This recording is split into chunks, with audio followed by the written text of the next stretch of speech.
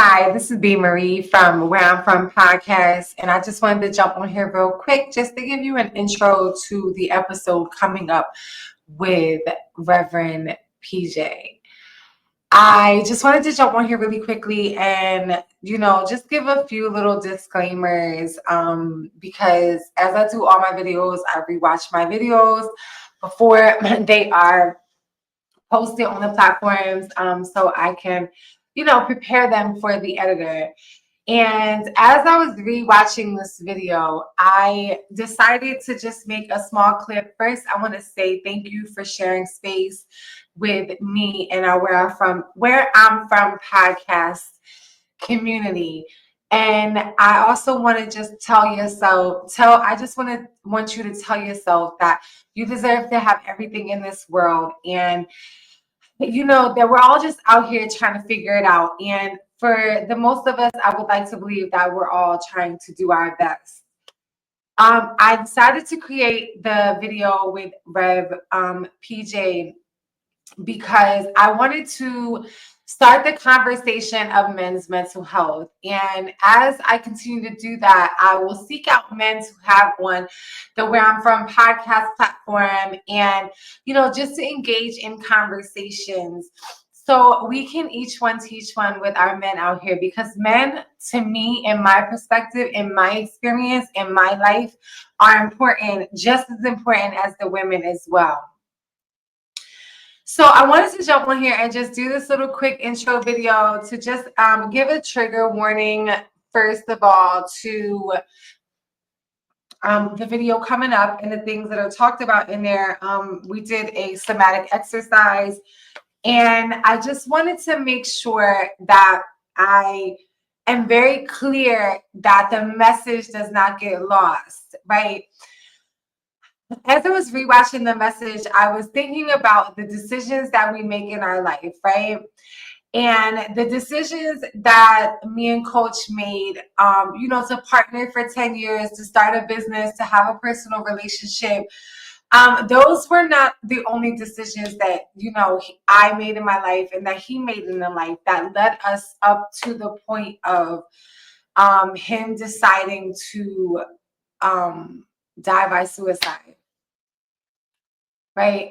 So I touched base a little bit on one of the decisions that we make to engage in the polyamorous lifestyle and how it started off with me engaging in a relationship with a married man and a lot of toxicity and a lot of bad decision making, poor decision making on all parties. But I'm going to just speak for myself in depth, not anyone else, but poor decision making for all parties involved.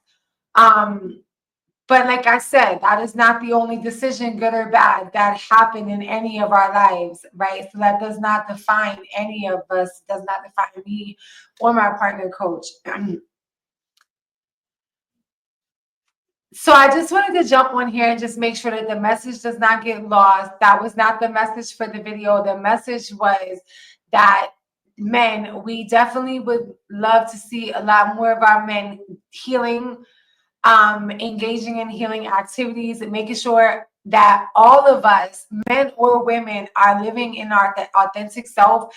Because a lot of times we make bad decisions, right? That, like me, choosing to participate in a relationship with a married man, and then at a certain point, trying my best to make it poly with with the other partners involved, knowing that that wasn't a good decision. However, that decision was made, like I said in the video, based on a person who I was at that time, not living in my authentic self. So because the video was designed with me and Rev, to direct it towards the men in our society, that healing is important. Living in your authentic self is important. Making decisions that create happiness. I will tell you that I have found that when I make decisions for myself, things that are healthy for me, things that bring me joy and happiness, things that do not create pain, unnecessary pain. I'm not choosing pain today, right? So when I make decisions in that, with that in mind, everything else falls in line. Do bad things happen? Yes, they do. However, I will have lots of the other polar, which is good in life. So yeah, I just wanted to jump on here and just give that disclaimer. Like, we have to live in our authentic self. We have to be honest. We have to be honest with ourselves first, so then we can in turn be honest with others. And this is extremely important. And I want to specify for the men, because this video was made for y'all.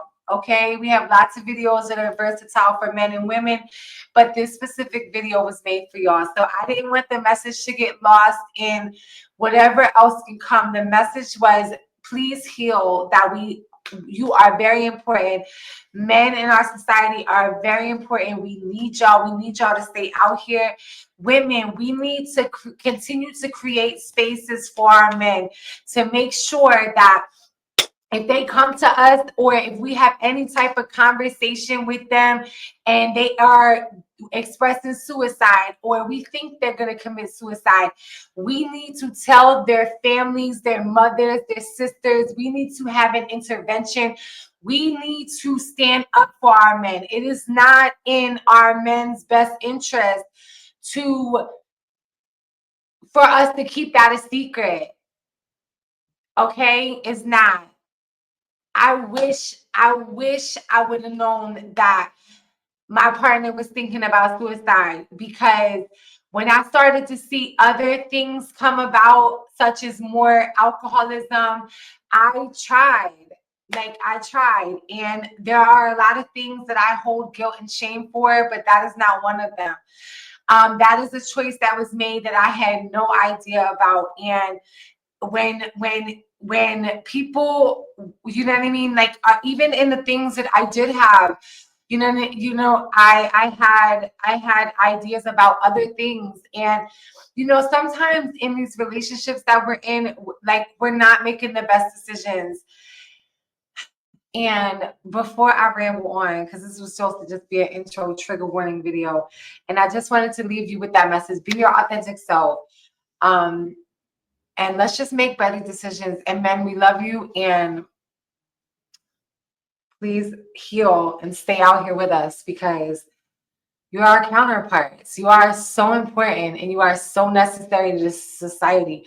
I don't give a fuck what social media says or does. And I'm going to get off here before I start crying. But you are so important. You are needed, and you are loved. All right? I love you. Bye.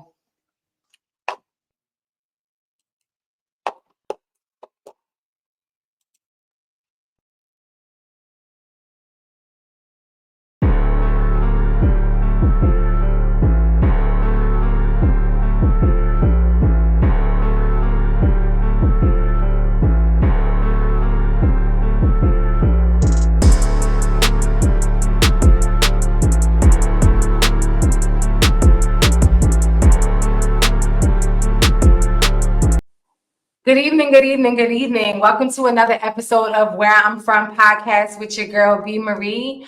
Be sure to like, subscribe, and share, and hit that notification bell to be alerted whenever new episodes come out.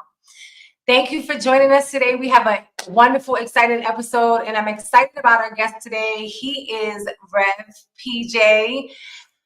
His other name is James Gregg. I just read that here. So I'm going to work with my notes here so I can just stay on track. Those who watch my videos before know that I always have a laptop or a notebook with me and a pen.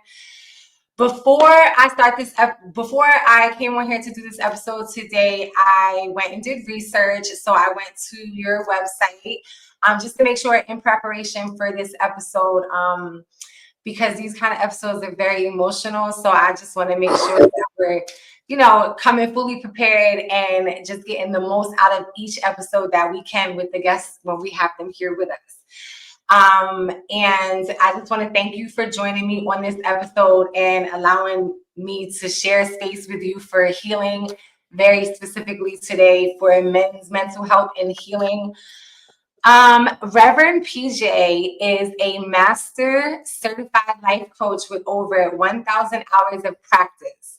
He is a certified trauma recovery coach at the advanced level. So congratulations on that. Thank you. um, you're welcome. Prior to beginning the Inside Out experience, formerly known as Inside Out Solutions, PJ worked as a spiritual teacher and community leader for over 20 years. He has a heart and a knack for helping people to both identify and walk into being their authentic self. A quote from him is, "With permission, I transmute what is causing pain, blockages, and or misalignment. This results in people living their best life from the inside out." Rev PJ, let's get you living your best life. All right. The Inside Out experience has been offering coaching and consultation services since 2013. That's good. That's longevity. I was introduced to Rev PJ through my trauma recovery coach, Pepper Joy, who was on episode 3, having a conversation with me about trauma responses. If you would love to watch that video, it will be available to click somewhere on the screen. Bear with me, I'm still learning this YouTube technology process. PJ and I'm sorry, one second. Okay, these computers, bear with me, I'm sorry. PJ and Pepper Joy have helped small businesses and individuals have healthier relationships and understanding of the intersectionality of life. From the beginning, being culturally mindful, community safe, and individually empowering has been the heart cry of their practice. Their vision has to been walk out healing with the harmed and with the harmed and offer up the wisdom of our ancestors for guidance and restoration. It is their belief that with the power to move from survival, woundedness, and toxicity comes from within. You are not what has happened to you, but you become what you do with that. That's a word. Apparently, I'm getting to do this laptop too. All right.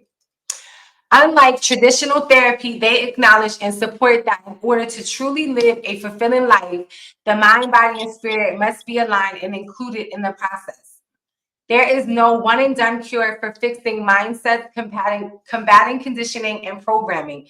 Life is a journey, and on that journey, we all deserve a village for support.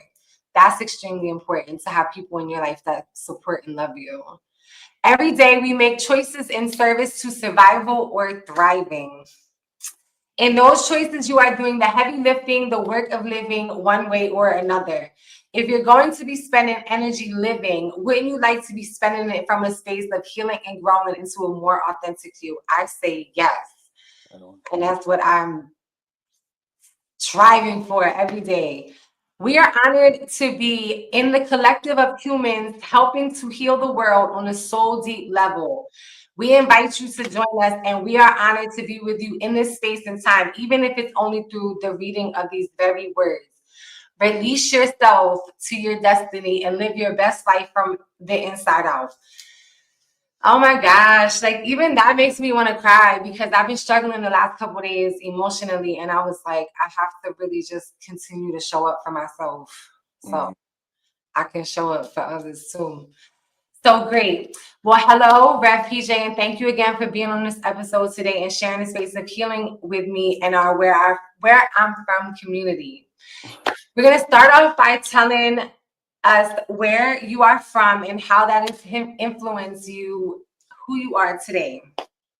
Okay. Well, first of all, thank you for the welcome, and I'm incredibly honored to be here as well.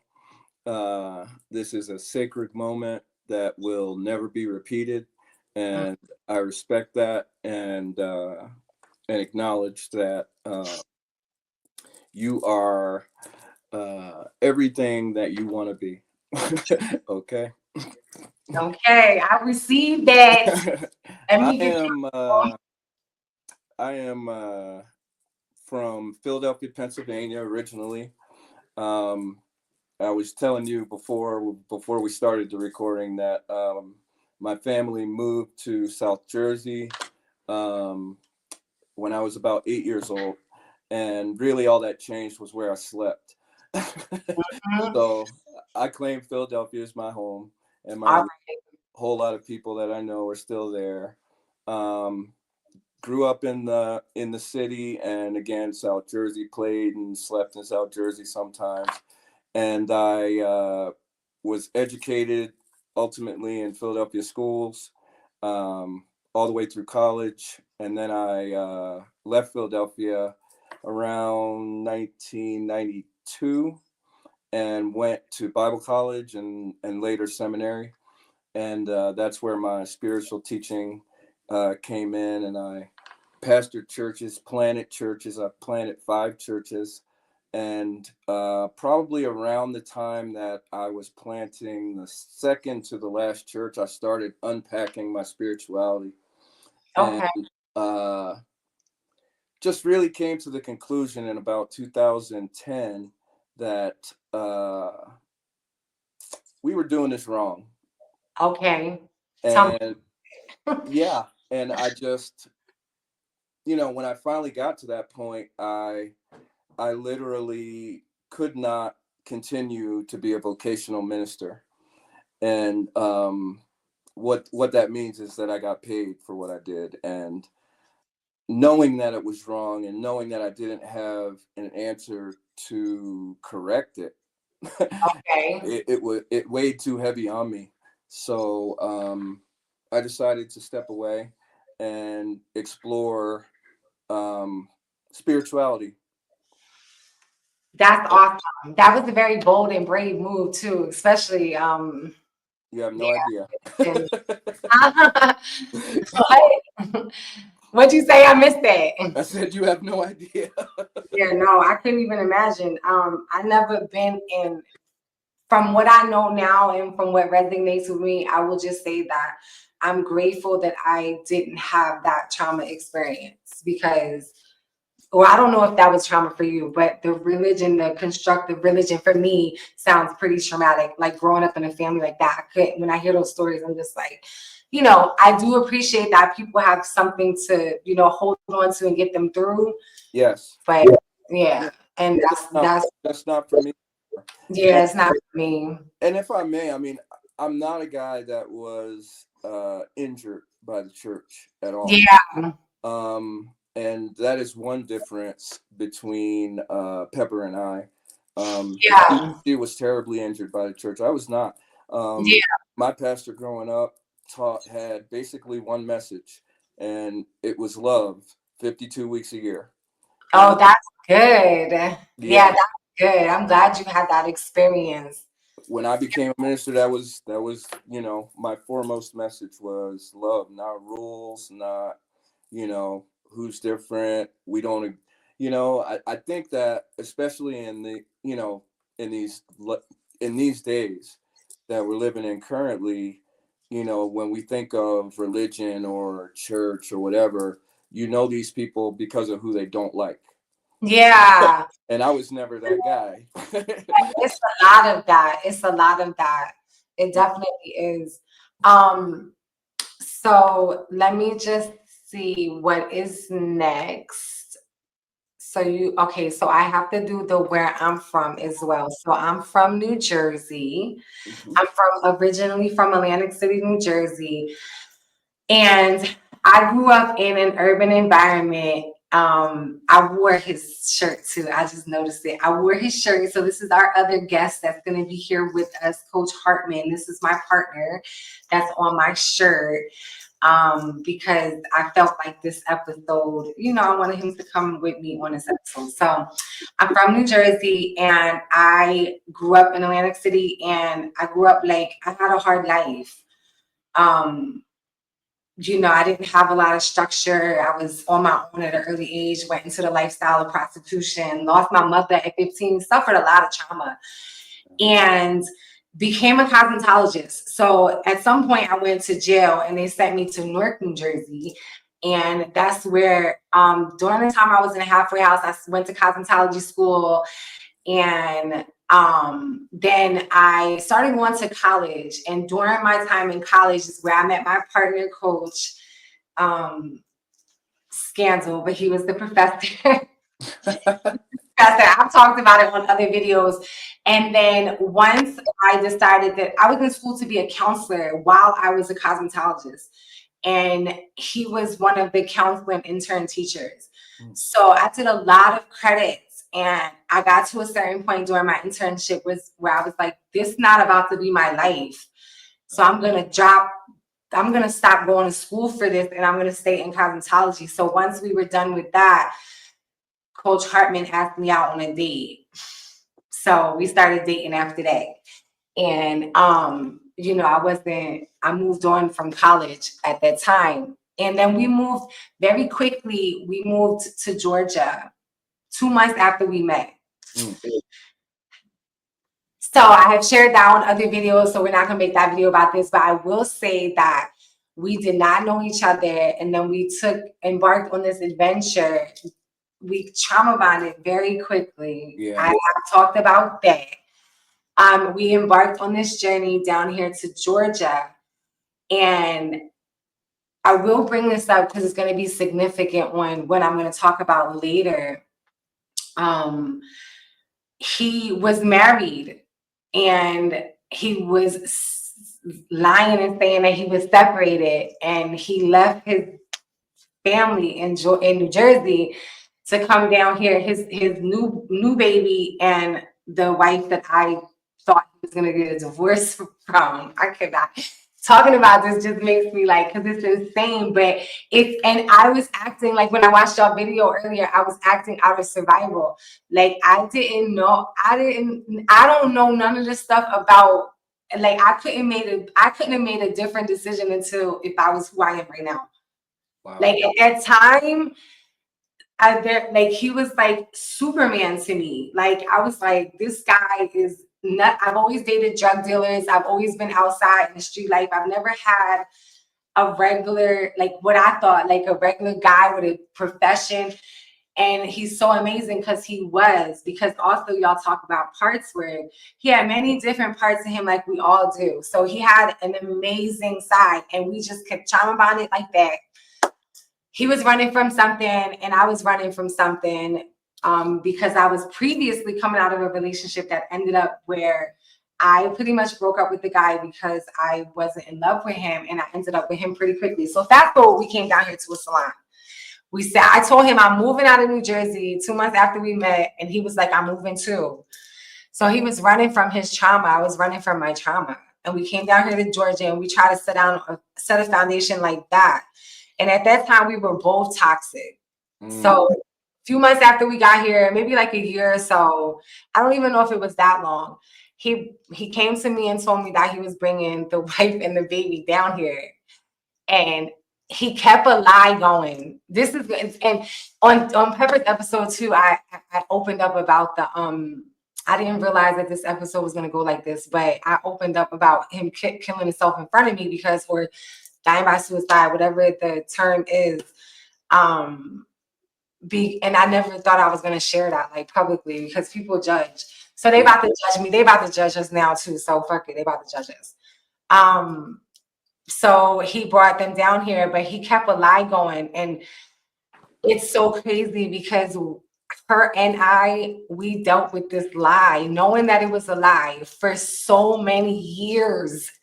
Like I was with him for 10 years. So for a strong first 5 years of our relationship, he was just lying, going back and forth, saying it's just business with her. It's just a child with her. And he kept us like that. And I say that to say that that's going to come up later in our conversation, because I feel like, let me just stay on track. So you can talk too. So we came down here to Georgia, and at the time of his passing, we were down here for like almost 10 years. So we did the song and dance for almost 10 years. Fast forward, I got cancer, and I started to separate myself from that. A lot of stuff happened in between that time. A lot of healing on my part too.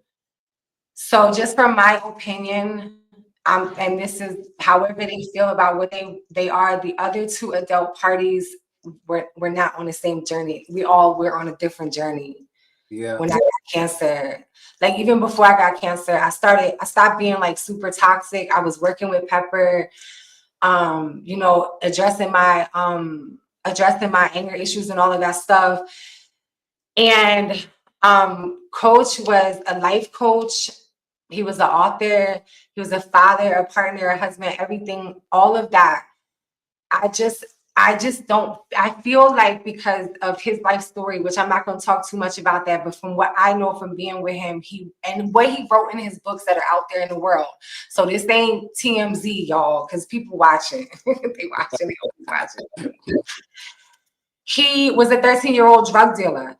Fast forward to my relationship and everything that he's told me and I read in his books about his life, he never healed from that 13-year-old boy. Yeah. And it's very unfortunate. And the reason why I wanted to make this video very specifically is because men and people, they stay stuck in trauma. And like I just really felt like that he didn't get, and the reason, very specifically, the reason why I feel like that is because everybody in his life, myself included, put him on such a high pedestal and kept him there only. He was only Superman. That was the only part that he got to play. Wow. Because at 13 years old, he had to help with the household, and then he moved into marriages with children. Now he got to play the husband role. To me, I love him, and this is the reason why I talk about this, because so many men, because I absolutely feel like we need y'all.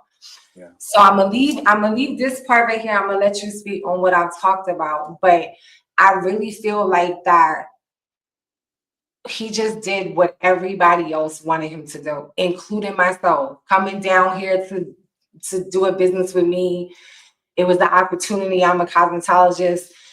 And then it's just like, I just feel like he really started to wake up based on our conversations that he's actually a human. And he just was like, I'm not dealing with this shit. I'm the fuck out of here. Right. More alcohol came. And I just feel like the way that he was built up. And even I think about that I'm gonna stop there, and I'm gonna let you just talk about that. I'm gonna say some of this more, because I could talk for days. Well, Brittany, it's interesting enough. I heard you say that he was stuck in his trauma at 13 years old, and that is exactly what it is. People don't realize this, but you get into a sort of arrested development every time, specifically in your childhood, there's a trauma, and that will carry over into, as it were, being an adult.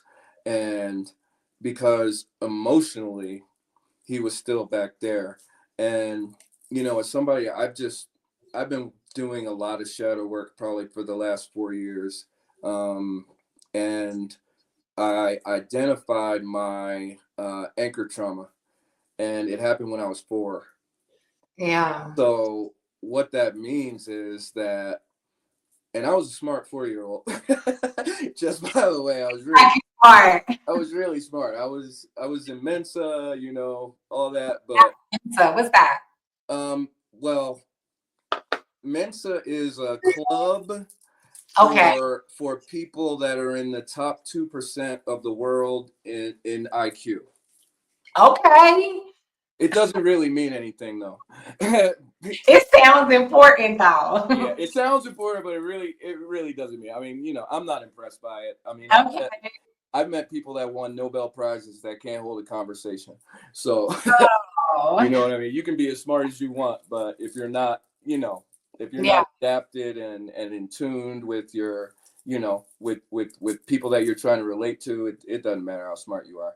Yeah. So, but anyway, I recognize that some of the things that I do when my nervous system shifts into survival mode, were the very things that I did to protect myself and my family when I was 4.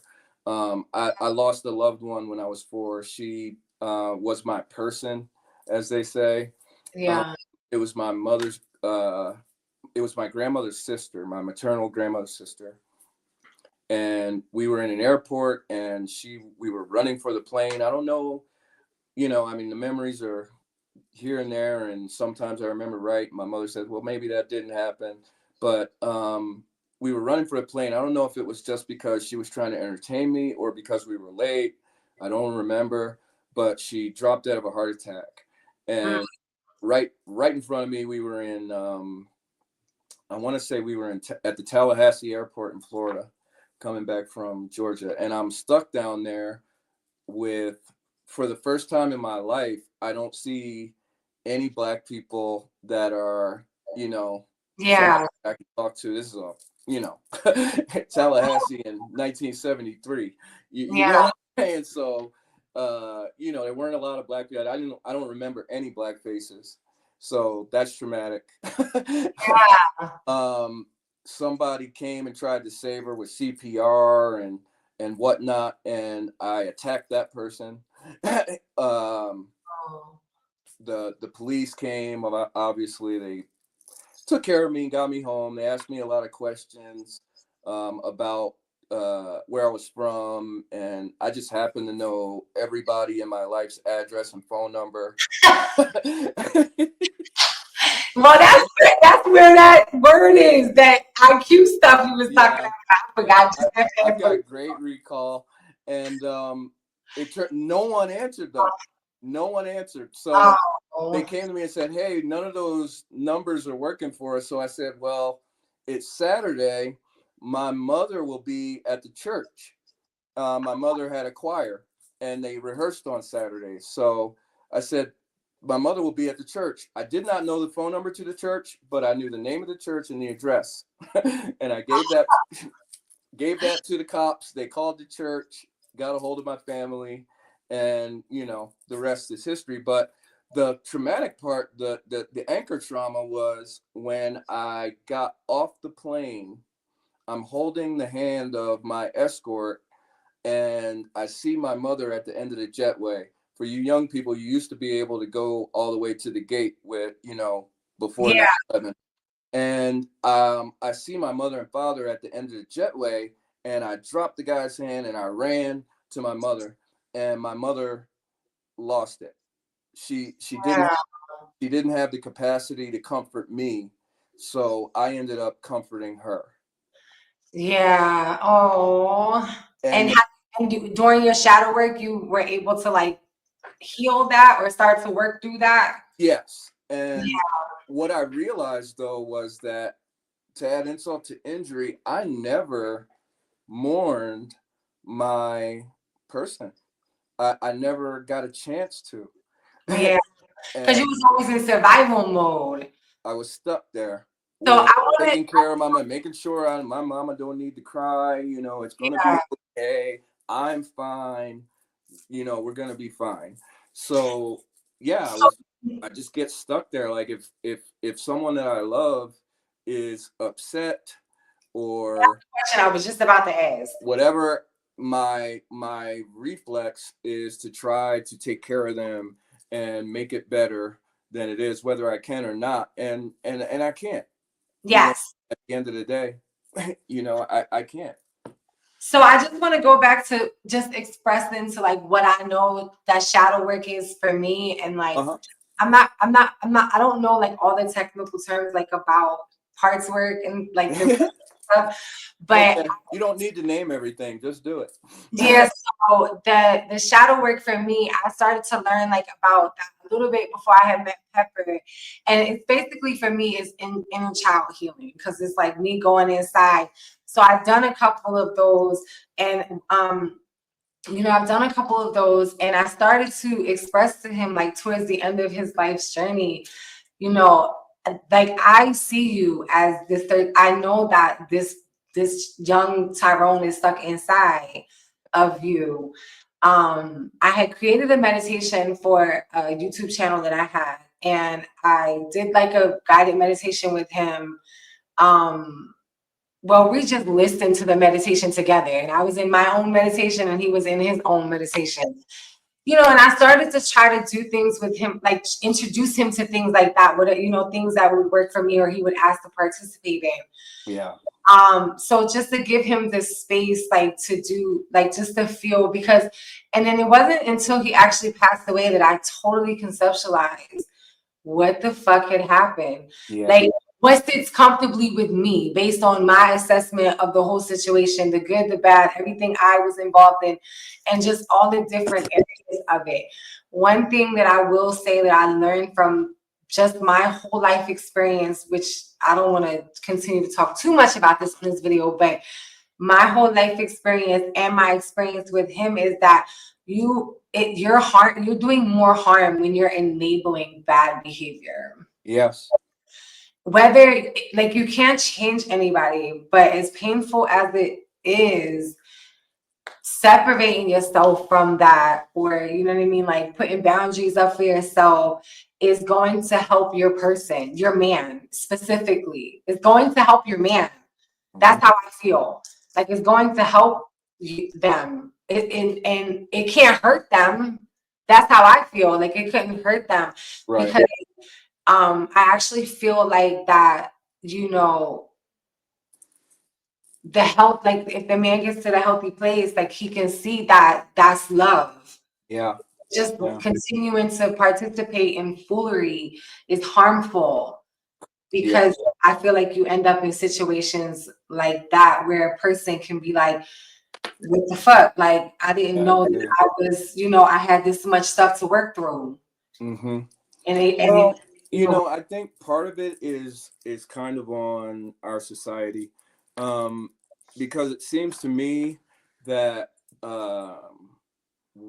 what we even call manhood is mostly foolishness. yeah, And this is what I mean by that. The earth is populated with 8 billion individuals. Okay. And I use that word individual on purpose because none of us are the same. Okay. None of us are the same. We don't have, there's a different fingerprint for all 8 billion souls there on this is. planet. Okay. So you are an individual, which means that you have an individual experience. Okay. And within that individual experience is the person who you are supposed to be, the person that's got leanings toward one way or another way, or up or down, or black or white, whatever it might be. And I think we spend a lot of time focusing on something that's out here that's telling us, oh, you got to look like this, you have to dress like that, you have to Yeah, like this, and all this other nonsense. And it, at the end of the day, you're harming yourself. yeah, You don't even know who you are. You don't even know who you are when you're in that space, right? It's yeah, like, because, you know, I mean, I like to, you know, I used to like to brag about this, and it's like the older I get, the more genuine I become because of what I've suffered. Okay. And it's like I could walk into any room and be fine. Okay. I didn't grow up poor, but I speak the language. You know, yeah, I was in close enough proximity to it that I speak the language. Okay. I might not fit in, but I'll be accepted. I bet you that. And the same with whether it's a racial component. Okay. Philadelphia, as you know, is a melting pot. There's everything. When I yeah, when I was in kindergarten, I remember the Christmas play. We had a Jewish song. We sang Hava Nagila in a Christmas play. yeah. Because it's a mixture of people in Philly. Yeah, Right. Because of all the different, you know, people that were there, individuals that were there. It's like everybody don't celebrate Christmas in our school, so I guess we were a little progressive. But yeah. I'm glad you had that type of experience. yeah, but Yeah, you know, yes, we want to be like, okay, well, a man is this and a man is that. No, I'm a man, and you don't get to decide what that looks like. Okay. And I think if yeah, you get over that, pardon my French, but if you get over that bullshit, that's a yeah, long way toward him. When you just decide, I'm gonna be me. All right. And you know what happens when you are your authentic self is you start to see things, other things lining up for you. Okay. yeah. Those chance meetings aren't so chance anymore. They're just coming. The universe is just sending stuff to you. You know what I'm saying? Yeah, so And I man, definitely have been having that experience. Like, yeah, it's kind of scary actually, but that's another conversation. Because sometimes I'll be like, well, stuff is moving really fast. But I definitely did see Coach like coming, like starting to communicate about having boundaries with his family, you mhm, know, and just but it just was very quickly, and that's why I decided like to be a little transparent about my experience with him, Right. because I don't want others, like if the cliche saying that I say sometimes, like if I could just help one person, just to know like that men are extremely important. Like we definitely need y'all out here. Mm-hmm. And the pain that you suffer when you lose someone that you're close to like that is like, and I definitely feel like sometimes it can be preventable. Oh, no doubt. Well, I think that that comes from us again, not being honest. I'll tell you a story real quick. The last time I went to Colorado, I visited with some friends of mine. You know, Pepper. Tell you to go back just a little Oh, I'm bit. sorry. Glasses and all that. Pepper and I In.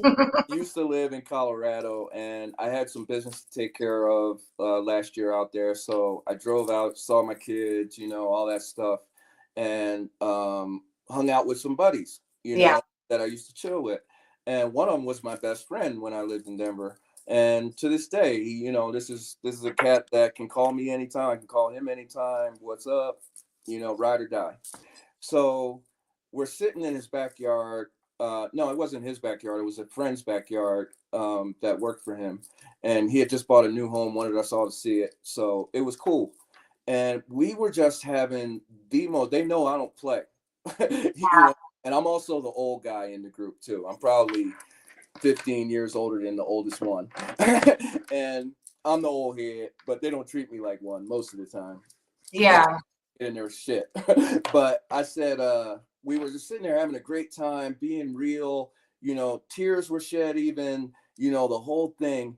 And the conversation shifted, and my buddy said something about, we were talking about gentrification in Denver. And he said, you know what it is, once they get the place cleaned up. And I was like, whoa, wait a minute. I mean, we're all of us are black men and minorities in this space, and you're going to tell me that when they get us out, it gets cleaned up? What And the fuck does that mean? And yeah. I was like, are you serious right now? And I was like, you just slipped back into the programming. You know what I mean? Yes. And holding your friend accountable. Absolutely. Hold Called it it right out. And he right said, you know what? I'm sorry, man. You're right. And I was like, we can be who we are here. This is a safe space. Okay. And if you can't create a safe space and you can't exist in a safe space, then you're in the wrong space. Yes. Okay. That's the way I feel about it. Yes. I totally And agree. go ahead. I'm sorry. No, that's it. I totally agree on just like creating a safe space. And for me, that means that I don't not have boundaries for myself in Correct. that space. And because like I said before, as we're interacting like with our partners and we're not like holding each other accountable and like growing, we're gonna die. Yeah. Period. Like if we're not growing, we're dying. And that's just what I just wish that I would have known before this experience happened. And you know what else, Brittany? You're doing the work. You're doing work, whether you mean to or not.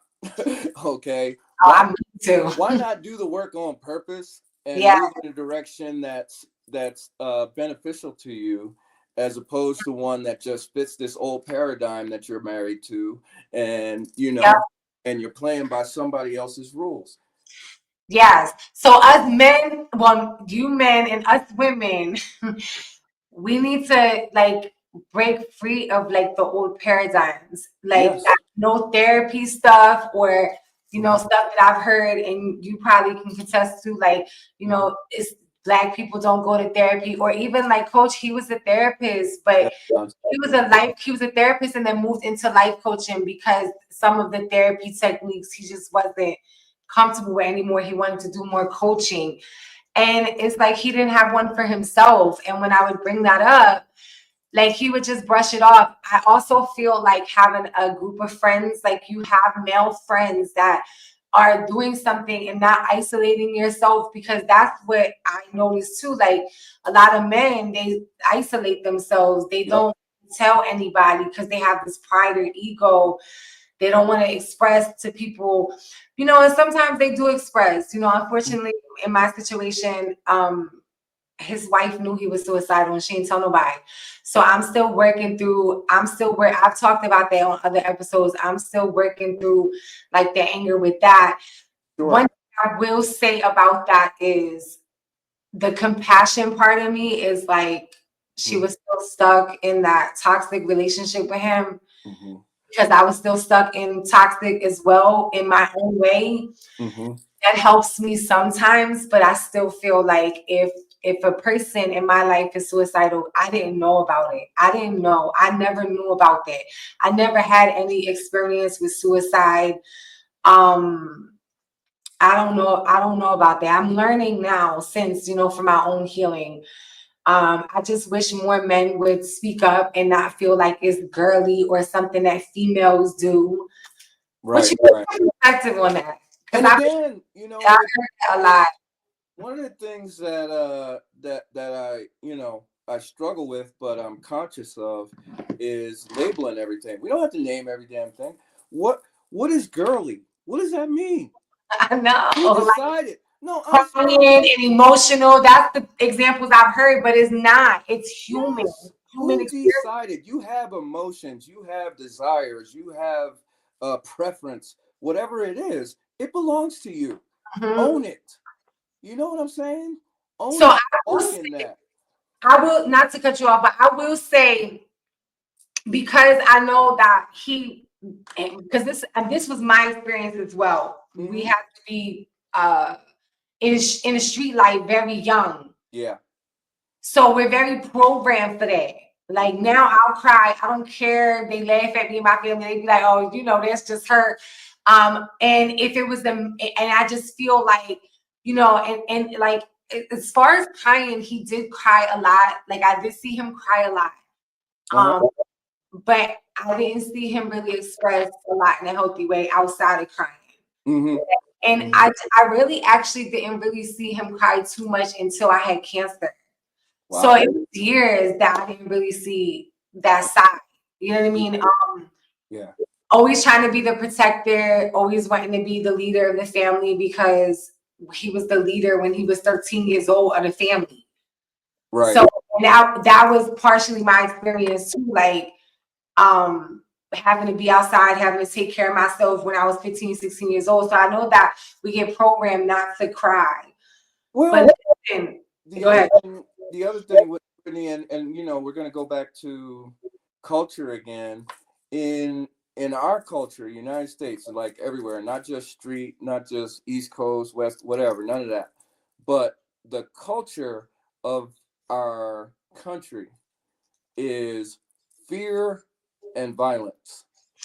I was telling a friend the other day, I said, name me somebody that they taught you was a hero when you were in elementary school learning about, the origins of the United States, whatever it was. Name a hero that they told you was a hero in school that doesn't have blood on their hands. I dare you. Go ahead, try. Try. I wouldn't try. I don't even know. You can't do it. There is no one. The only people, only thing that we're taught to revere is violence and fear. Yeah. Okay. And where does fear put? Fear puts you in survival mode. When you're in survival mode, you are not at your best at all unless you're being chased by a tiger. Okay? If you're being chased by a tiger, if your life is in danger, survival mode is where you need to be. Otherwise, get out of there. You are not living your best life by a long shot.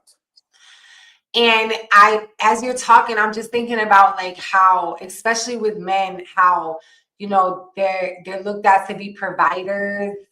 I don't know about this new age stuff they got going on right now. I'm no judging. I'm gonna talk about my experience. Like they looking at to be providers, leaders of the family, and it's like they have a lot of fear. I've seen with my experience with my partnership that there's a lot of fear of like failure. There's a lot of fear of not being able to like make sure the bills are good. So just making decisions, acting out of survival with that, staying in relationships too long, because we should have broke up. Right. Go. So we probably shouldn't. If I'm not, and I'll never take away from my experience. I'm super grateful that we did that. I could have did away with the suicide and but we're here now. I'm not taking away from the experience because I learned a lot, good and bad. And I learned it actually helped catapult me more into my authentic selves, because now I just don't be giving a fuck. Like, I'm gonna do what I want. Well, that's another thing, and people scratch their head when I say this, so I expect it'll meet a similar response here. But duty is violence. You said what? Duty is violence, and a lot of things. Yeah, in other words, you've got a duty to be a provider because that's what you were told when you were a child, right? You've got a duty to be a protector, even though you're a lover, not a fighter. You've got a duty to do this or that or whatever. It's violence because it's not your choice. Okay? So you're being forced to do it. You're forcing yourself to do it. So it's self-harm. Yes. I do things out of a sense. Don't get it twisted. I do things out of a sense of duty, but I also recognize that it's not necessarily every time I do that. It's always not self-care. A lot of times it's not. Okay, like I recently cut off a friend that I've known for most of his life. Okay, and he was the younger brother of my best friend who I lost in 2019. Okay, and I've been there for this guy ever since his brother died. Okay. And I've never told him no. When he calls me for whatever, can you help me with this? Can you get in touch with these people for me? Can you do that? Whatever. Okay. He's got a background that, he had no business having because he grew up where I did, Yeah. and everything else. But, that's neither here nor there. I got to the point this week, and I just told Pepper this last night. I said, I'm cutting him out. I'm not enabling this behavior anymore. Yep. And I'm going to release him to his destiny. Don't answer the phone when he calls. Don't answer the Facebook Messenger or text message, none of that. Okay. Let him be who he needs to be. Okay. I'm going to hold him back from healing, and I'm not going to continue to harm myself because at this point, he's trying to manipulate me. Why would you want to manipulate somebody that never told you no? Yep. You're not a good person. You understand what I'm saying? And I don't need that. Keep that over there. Let me tell you about divine, and not divine intervention, whatever it's called that aligns me and you on this podcast. Yeah. that the intervention is like where it blocked us. Right. So that was the wrong saying. But it's crazy. I actually feel really better. I feel much better after this episode because I just did the same thing with my brother. And I actually had to take a whole, I finally was able to just fully cut him off, so I will say partially because my dad is here. And again, this is for the men because you have to make sure that you're not raising your kids up in an enabling environment. I did it with my son. We had a lot of healing that's going to come from that did, and that probably still will continue on down the line, even though we're in a good place. But this week I had to really just put my foot down and just let my brother know how I felt about some things. And I still get the same response, projecting off themselves onto me, blaming me for everything.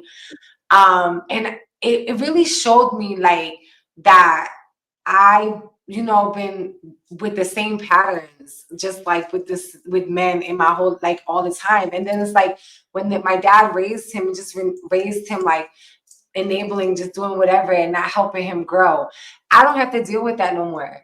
And I came from a place where I told my dad, I said, at what point are you going to let your son grow up? And I my dad this morning, like, Dad, I love him, but I'm not gonna have a relationship with him because he hurts me. And he's never gonna get to my dad's like, I feel bad because this, that, and the third, but he's never gonna get to the place where you're not gonna feel bad because you continue to keep doing that. Like, stop doing stuff for him, let him grow up. It's there comes a time where you have to do that because, like I said earlier, that person is going to be harmed by that, not helped. They're going to be Correct. helped at that moment, but in long term, they're going to be harmed. Yeah. And possible mental health issues and things of that nature. And we don't want that. We Right. want to be out here interacting with y'all. So I'm definitely super grateful for this episode because you told me like you got to do that for self-care. And man, listen, you got to do that for self-care. Like, you say no. Like, just say no. Like, say No no. is a complete sentence. Just no. Yes. Say No. no. Not If you no because, not no whatever, not no fill in the blank. Just no. just no. And then be grateful to yourself that you Yeah. have the courage to take care of you. Yeah. And that's what I told him. I said, this isn't even about him, if I'm being honest. Now, I was a little sad at first. You know what I'm saying? I'm glad you said that. I was Because a little it's sad. painful. Yeah, it was painful, and he's gonna suffer a little bit in this moment. But you know what? I had to choose me. Yes. Okay, I'm choosing myself first. Okay, you Yes. ain't worth a damn to nobody else if you aren't taking care of you. You are not. You are not. You You know, are not. And and I and, and feel, fellas, we feel like we gotta make all these sacrifices to be the bigger man and all that. But again, who is telling you this stuff? When was the last time? I think about this often. I'm like, when was the last time that I looked inside? I know when it was for me, but I ask my clients, when was the last time you looked inside and really investigated everything in there? Okay, one thing at a time. Just start unpacking shit. You know what I mean? How's this relationship going? Is this behavior benefiting me anymore? And just separating, if you will, if I can get religious for a minute, the wheat from the chaff, and, and saying, hey, this no longer serves me.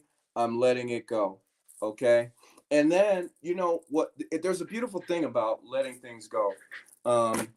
One of my cousins years ago told me this. He said, and he was envious of something that I knew how to do that he didn't know how to do. And he's a religious guy, and he said he was asking God about it, and I want that, and I want Jimmy to do this or that. And I'm like, okay. And then he said, you know what God told me? He said, you sitting up here and you holding this man like this, okay? You're holding this man close to you like this, and you need to be holding people like this. Now, the beautiful thing about this posture is not only something might fall off, you know what I'm saying? There's a yeah, greater chance something's gonna fall off as opposed to this, right? But you also allow what's supposed to come to you, what you genuinely want to attract, to come toward you and get in. A lot of times we block our own blessings, if you will, yeah, because we're up in here. We're holding on to what we got and yeah, for more. And you got no room for more. Okay, you don't have any damn room for more because you're here instead of here. yeah, yeah. Okay, Let it go. let it go. Let it go and let it come. All right. And Mm, that's what I've been doing.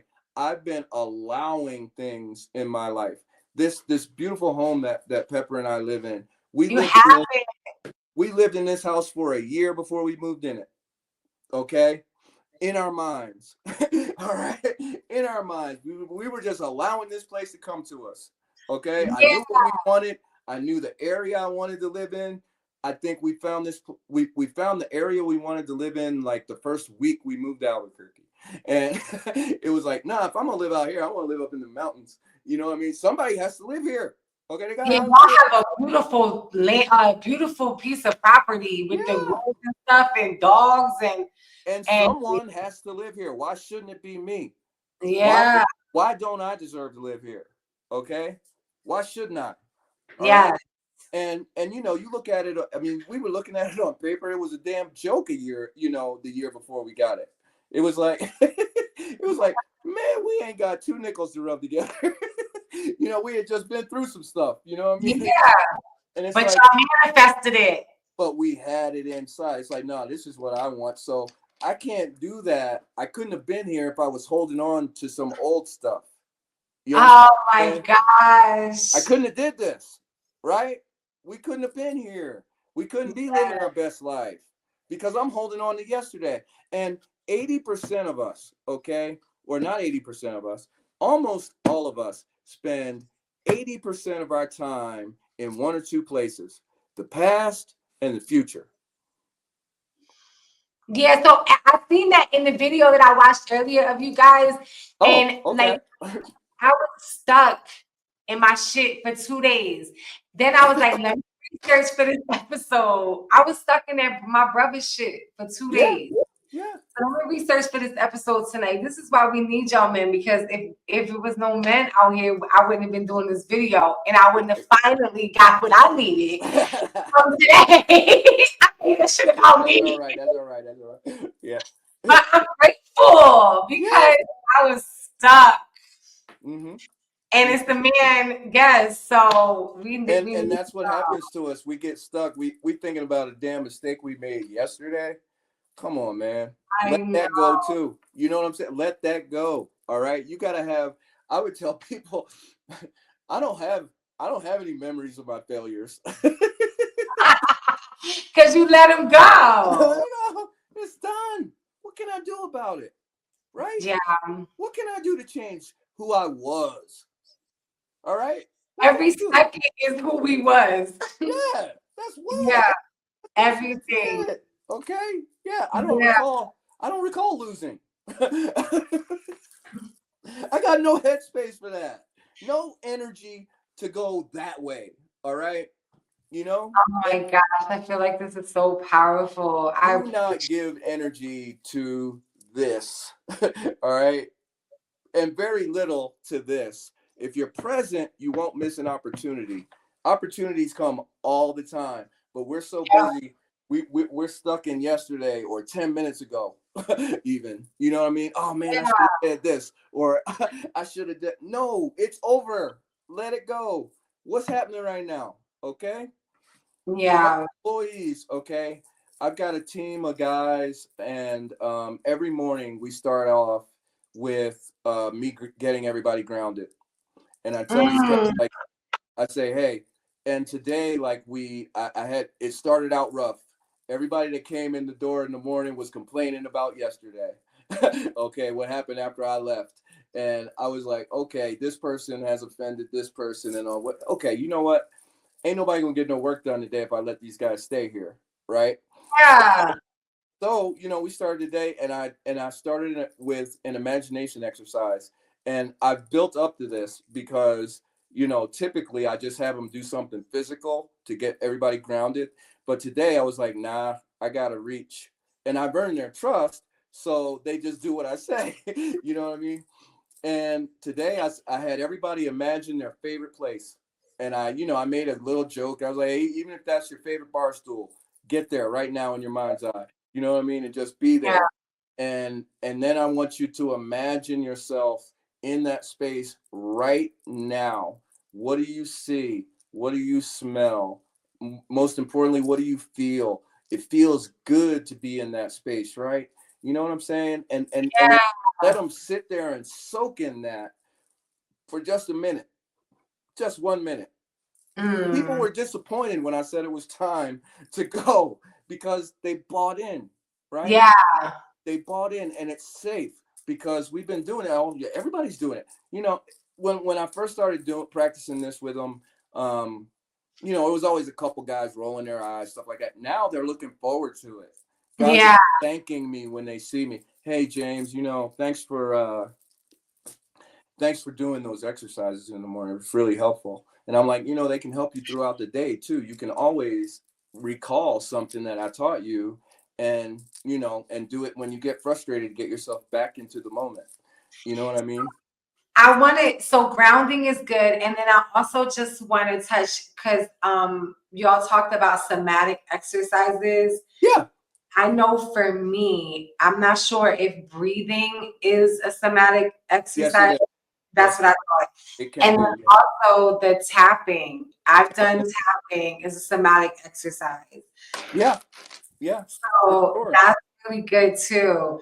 Well, So there's also exercises that I teach that will reset your nervous system. Like when you find yourself in service to survival and you don't want to be there anymore because you're not being chased by a tiger, and you need to get back on track. There's a reset that you can do. There are plenty of them, and I mean, I can show you one now if you want. You want to do it with me? yeah, so I want to do an example, and then because if you don't have anything else to talk about based on the conversation, Mm-hmm. if not, we're gonna move into just an exercise, because I want our Where I'm From podcast community to just know, like, and see, like, and have like some type of experience with you, because I'm gonna have all of your information in the description down below. Okay. And I highly recommend, listen, I don't know about sayings, but they're married. So Pepper is awesome. I'm sure she chose an awesome husband first.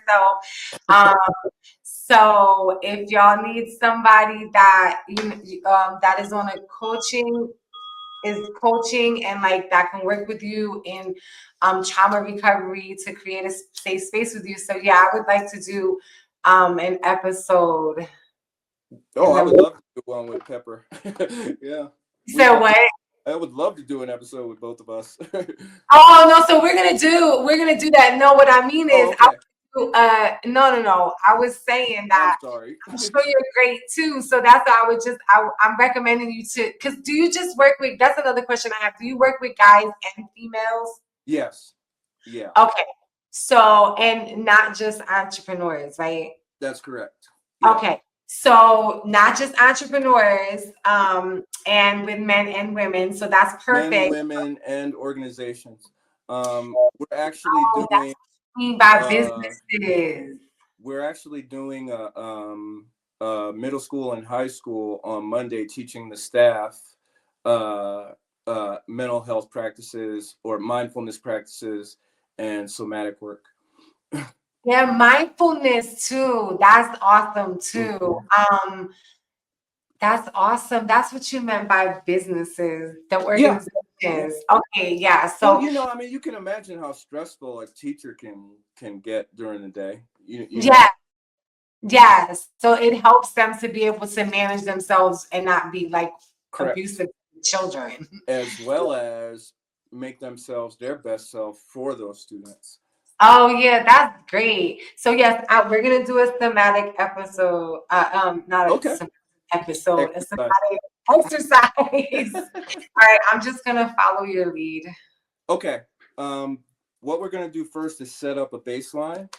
So All what I want right. you to do is look as far as you can um, to your left, okay, Okay. without hurting. So just turn your head as far as you can to the left until it starts to give you resistance, okay, and notice where your head is. And when you've gone as far as you can, come back to the center.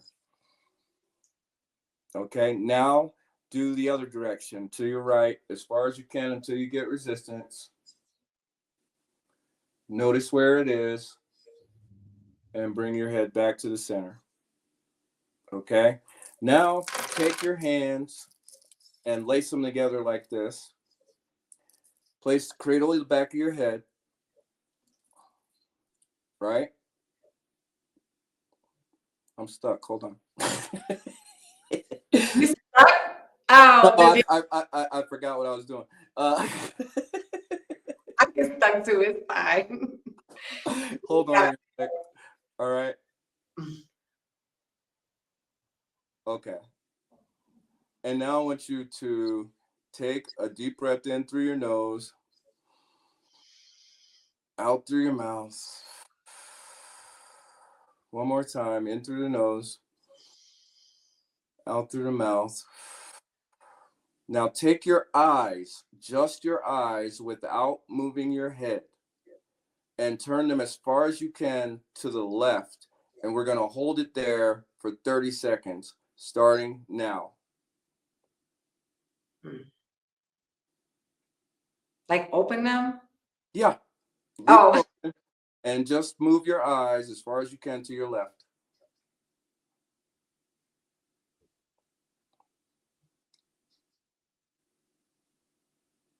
$15 more seconds.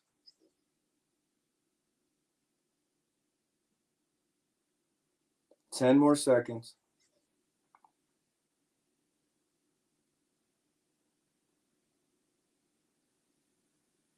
Okay, now bring your eyes back to the center. Take a deep breath in your nose, out the mouth. Now turn your eyes as far as you can to the right and hold it there for 30 seconds.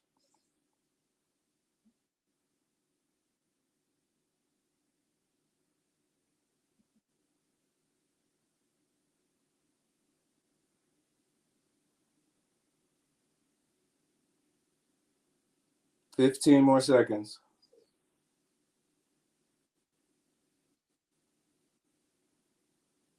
10 more seconds.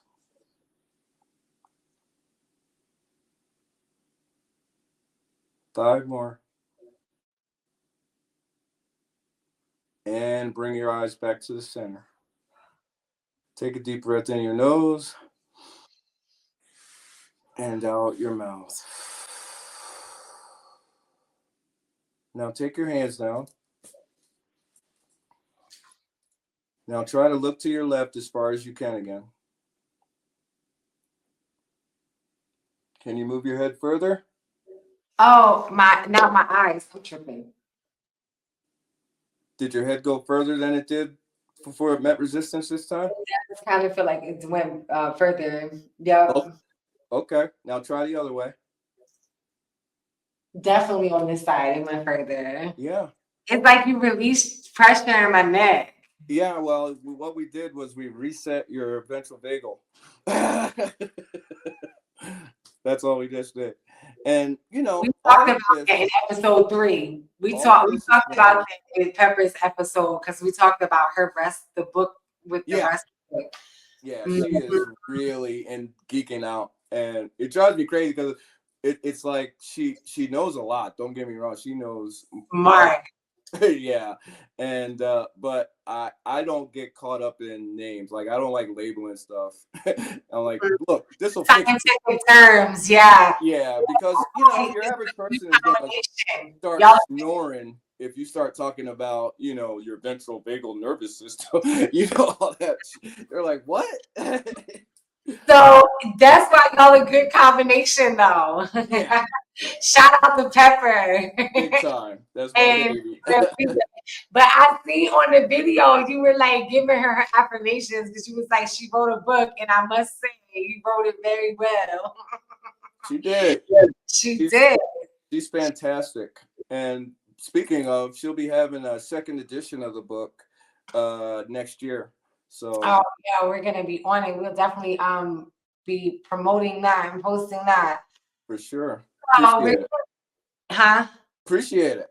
Oh yeah, I appreciate y'all too. Like I'm telling you, listen, like I have a therapist and a coach, and Pepper is my coach. And when I need to do EMDR, I talked about it on another. I work with the therapist. Okay. When I want to do shadow work and inner child healing and trauma recovery, so I know that I need both. Right. So I've been working with both of them for a while, and I just let my therapist know I'm gonna go back and do some shadow work because I told you that y'all started working on me this morning. Yeah. So I text Pepper a couple days ago, but I texted her again today and was like, listen, I got to get back in here and do this because I've been stuck in little girl Brittany part for 2 days, pissed off at my brother. And I took my day off of work to take care of my mental health and just make sure that I was good. to go back to work tomorrow in the salon. So I'm not only a podcaster, I own a salon. Right So on. Yeah. yes, I own a salon. So again, I just want to thank you. Especially, I wasn't even thinking about us doing an exercise. It just added like so much more to the video. Thank you. It's a grounding exercise, and it helps to like release like pressure, man. And breathing also helps a lot too. Like just getting like when I get really angry, I do a lot of breathing. Man, y'all can do this. I got a boxing bag, so make sure y'all get to the gym. And so another thing is, and this is just an example I'm gonna give to y'all too, because man, y'all can do this too in your house. If you feel like you don't want to do this in the gym, cool, I get that. But if you got a boxing bag at your house, put somebody's face up there. Like, put somebody's face up there. I would put somebody's face, or write down what you're mad at, whether that's yourself or whatever, and just punch it. Just get that stuff out of you. That's my example. Move it out of your body. We call that body work. Get it out of your body. All right? Get it out of your body. Address it. Journal. Write that stuff down with you. Whatever you feel like works for you. If you feel like it's, you want to do something else other than, but I definitely feel like talking with someone, whether it be a group of friends or coaching or a therapist or, whatever works for you. So we're going to close out this video. We're definitely going to do an episode with you and Pepper. In a couple weeks, I'm going to get y'all on the books. Right on. And I want to just say thank you to the Where I'm From podcast for sharing this space with us. I'm super grateful for this episode. Make sure you like, subscribe, and share, and hit the notification bell so you can be alerted when all new episodes come out. And until next time, be kind to yourself, give yourself grace. As I always say, I would like to believe that we're all out here trying to do the best that we can. And if you're not, then we are. So until next time, enjoy the rest of your evening. Thank you. Bye. Namaste.